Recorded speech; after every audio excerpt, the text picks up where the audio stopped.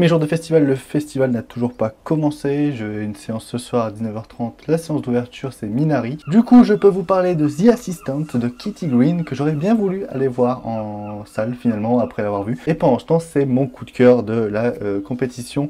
Film joliment interprété par Julia Garner. Elle a une interprétation vraiment au diapason. Elle suit tout ça au rythme des claviers, des bruits de bureau. Il y a une maîtrise du cadre aussi qui est vraiment excellente, avec très peu de mouvements caméra, sauf que tous les mouvements de caméra qui sont présents dans le film sont maîtrisés et ont un sens. C'est une œuvre intensément féministe sans être dans l'extrême, bien que des fois il y a quelques petits moments qui sont un petit peu forcés, mais on comprend l'envie de la réalisatrice de vouloir montrer ce monde d'entreprise. Ils vont fermer leur gueule les petites mouettes là, des gens qui m'ont réveillé ce matin. Il y a Patrick Wilson qui fait un petit caméo comme ça, qui arrive.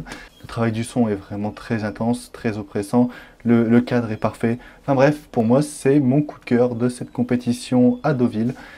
J'espère que vous aurez la chance de le regarder. The Assistant est mon petit coup de cœur et ça mérite un bon 4 étoiles. Un bon 4 étoiles.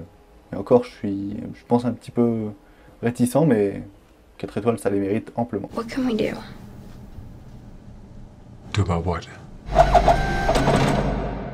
Autre film que j'ai pu voir en avance, c'est Bad Education de Corinne Finlay, qui est un film qui est diffusé en première en salle et qui va sortir sur OCS dans quelques moments, il me semble, dans pas trop longtemps. C'est pas un film de la compétition, film avec Hugh Jackman et Allison Janney qui forment un duo impeccable dans ce film. 20 premières minutes d'exposition très molle, une mise en scène très générique, très téléfilm, qui est porté par les deux acteurs principaux, dont un Hugh Jackman qui est diabolique au possible.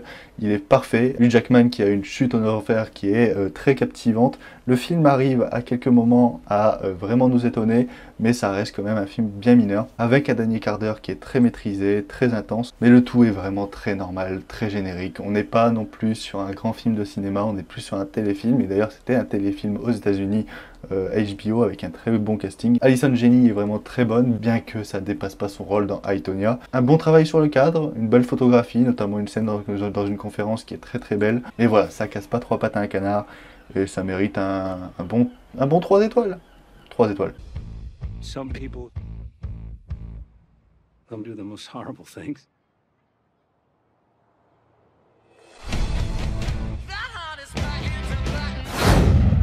Bon, on est au jour 2 et je pensais pas que j'allais revoir Glenn à l'écran.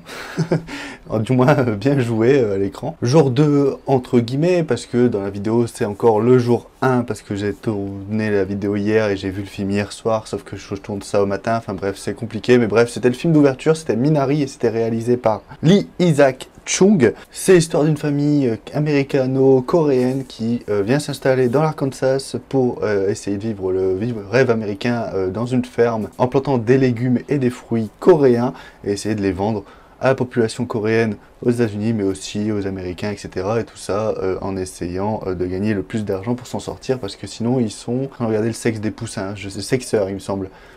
Un métier qui leur plaît pas et du coup ils trouvent ça très compliqué. Au casting, on a un Steven Yeun, donc Glenn de The Walking Dead, absolument fantastique. On a aussi l'enfant de la famille qui est vraiment fantastique.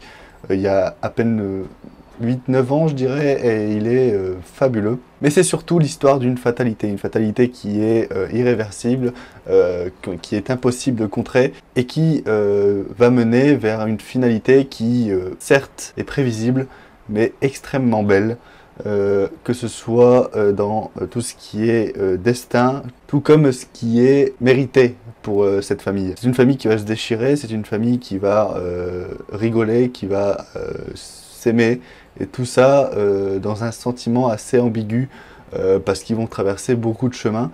C'est un film purement Sundance, et ça m'étonne pas parce que le film a remporté le Grand Prix Sundance, parce que justement c'est un feel good qui, à travers son bon message et sa bienveillance, nous fait passer par de sacrés mauvais moments de disputes, d'engueulades et de haine. Cela dit, même si le film est très beau, etc., c'est vrai que je pense que je vais vite l'oublier, parce que mis à part quelques petits moments esthétiques et musicaux, parce que la musique est signée Emile Moreci qui a fait une BO absolument fabuleuse, Mis à part ces petits moments-là, je pense pas que je vais retenir grand-chose du film, malheureusement, parce que c'est des choses déjà vues, il n'y a pas beaucoup de recherche, notamment au niveau de la mise en scène, mis à part certains moments qui vont être très reconnaissables parce que des plans vont nous foutre plein la gueule. Et même au niveau de la mise en scène, tout ce qui est point de vue religieux et point de vue de supériorité au niveau de hommes, femmes, ethnie, etc., le metteur en scène arrive à trouver des choix de cadre très représentatifs de la situation.